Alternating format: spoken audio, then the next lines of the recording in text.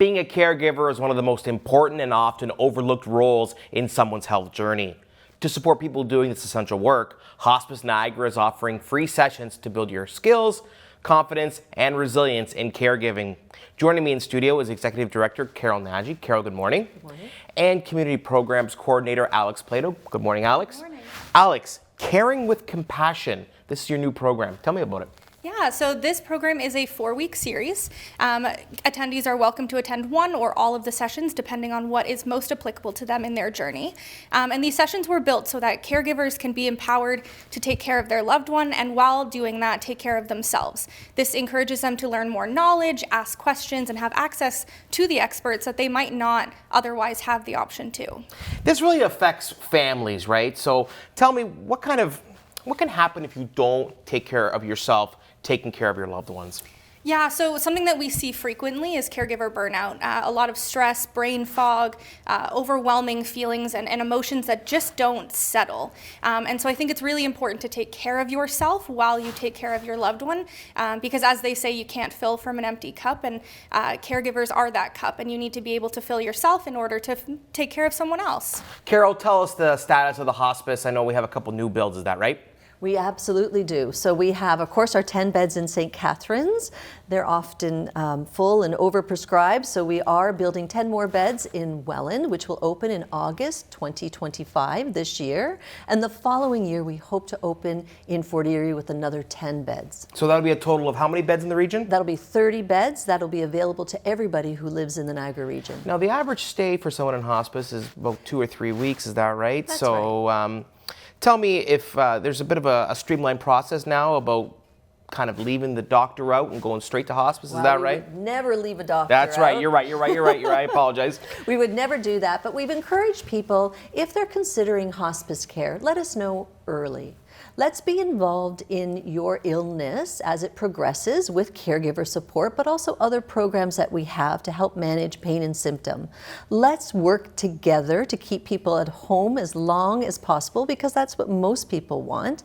But when it is time for hospice, people don't have to go to their family doctor or to a care coordinator and to get services any longer. All you have to do is call us. Let's have a conversation, that's easy, or go on our website and look for the Let's Connect form. And it's a really, really simple form where we say, hey, what's going on? What help do you need at this time? And then somebody from our team will call you back within 2 days. And again, it's all about the conversation. Let's make sure that you have all the support you need at home, and let's make sure that your planning for your end of life is already in place really early on.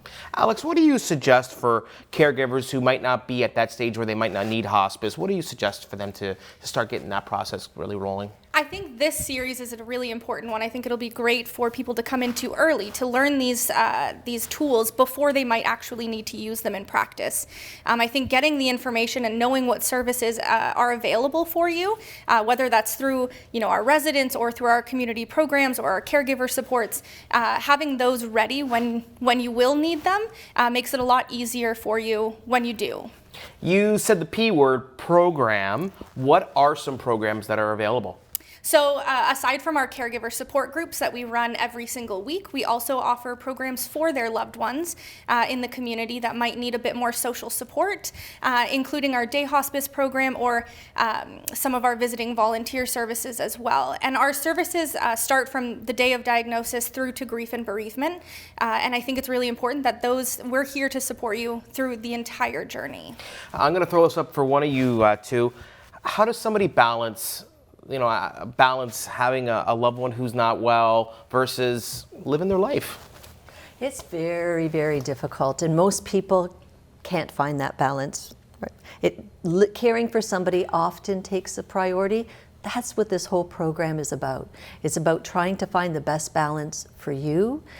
Sometimes being a caregiver becomes overwhelming, and that takes your focus, but then how do you build some resilience and then take a time out and just have time for yourself? How do you have conversations with your family members to say, help, I think I need some more support in the house? Where do you look for that support? Who do you call? How do you understand what that support provides you, and how do you ask for more things? That's some of the key to finding a balance. Being able to say, I don't think I know what I'm doing here, and I need to reach out and ask for help. Alex, what do people expect when they're in the sessions?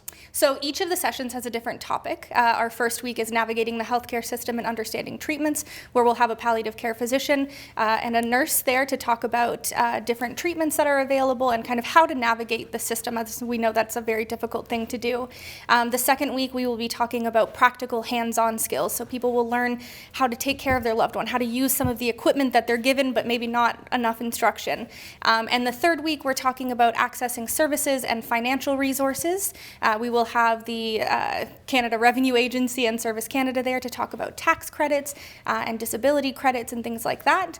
And our fourth week, which arguably is mostly the most important week, will be our emotional and mental health support for caregivers.